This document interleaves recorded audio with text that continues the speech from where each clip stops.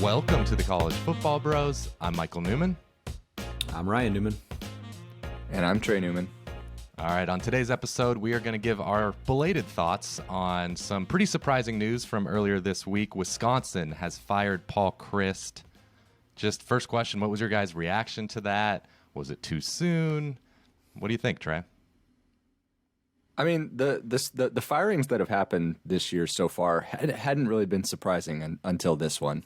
You know, obviously after the Illinois debacle and Brett Bielema just stomping Wisconsin and Madison, you could obviously make a case that Chris' seat was about to get warm. But this is the college football landscape now, like where once there's a sign of decline, with the massive TV money, schools just have a quicker trigger than historically. But if you look at it as a team, like since the 2019 season, when they barely lost the Rose Bowl, they've had regression.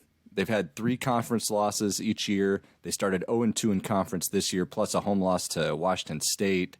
And despite having a good offensive line, good run game, Chris could never develop a quarterback. Like Hornibrook, Cone, now Mertz, they all just really couldn't threaten a defense. They had new offensive coaches this year, bringing in Ingram, just didn't work. But in my opinion, part of this also had to do with them having Jim Leonhard on staff, and with the new jobs opening up, they didn't want to risk maybe losing him. Yeah, that's definitely a factor, I think, that played into it. Why wait when you know, like you just said, he could bolt for somewhere else. But then, to me, it was just there. You just got to look at the field and just notice, like, this is just not the Wisconsin type team that we've been grown accustomed to the last darn near 2 decades. And it was kind of strike 3 as far as games this year. I think the Wazoo game, huge favorites, they lost. At Ohio State, they just got absolutely annihilated. They weren't even competitive. And then this blowout home loss to Illinois.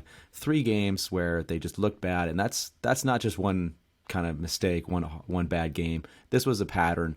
So yeah, a little early in the year, yes, he had a lot of success, but as Michael and I have talked about before the podcast, it's like, well, you're not so worried about what he did in the past. It's like, what is he going to be doing for us from here on out? And not looking like it's going to be very good. So I'm surprised by that they did it this early, but I kind of agree with it. Yeah, I echo your sentiments. I understand why they did it. And I think I would support it for sure if I were a Wisconsin fan. But it doesn't feel like a Wisconsin thing to do, right? Like Chryst had built up a lot of equity, like you mentioned, had won a lot of games, won New Year's Six bowls.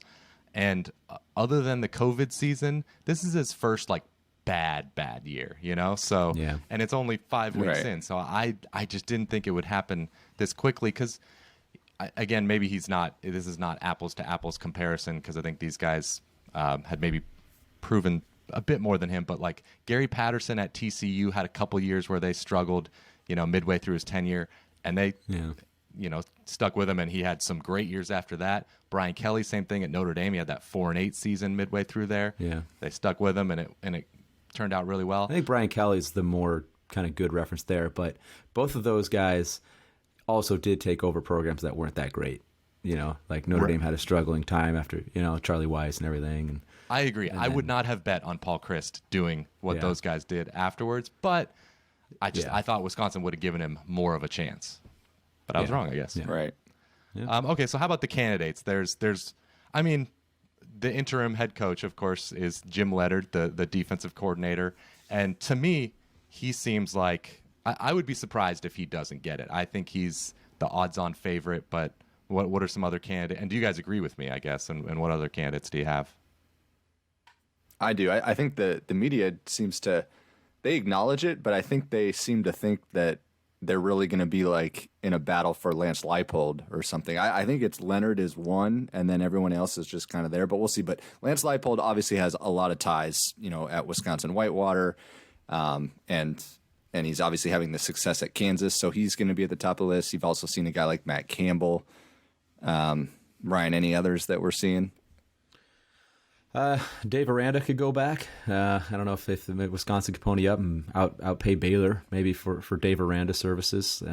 Bring in another fellow defensive coordinator, but it's like if you're going to get Dave Aranda, it's almost so similar to Jim Leonhard. But Aranda's proven as a head coach, so there is that the difference. Yeah. Who would you rather have, Jim Leonhard or Dave Aranda? I'd rather have Aranda. Oh, I'd rather have Aranda because he's at least proven something as a head Right? coach. So I don't think if Aranda would leave Baylor. I don't think he would leave Baylor for Wisconsin.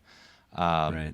Yeah. For me, if I'm a Wisconsin fan, I would want Lance Leipold because he is a proven, long-time head coach. He's done it at many different schools, and he's done it in the state of Wisconsin.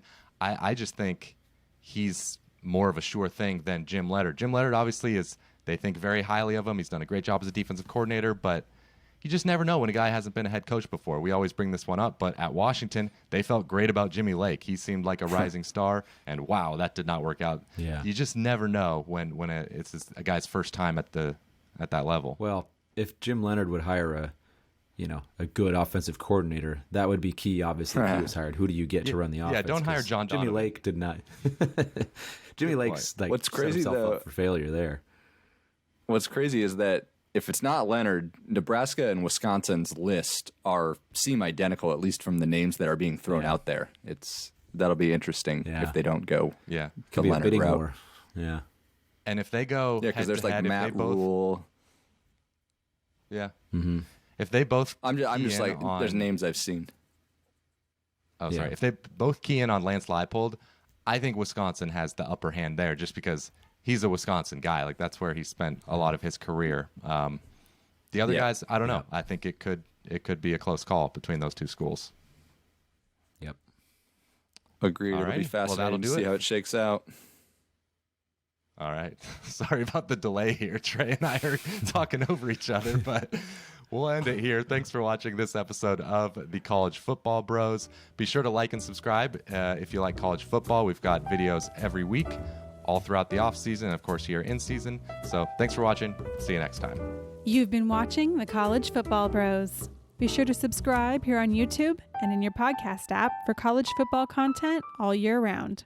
For bonus episodes and access to our Discord chat, join our Patreon at patreon.com/collegefootballbros. Thanks for watching.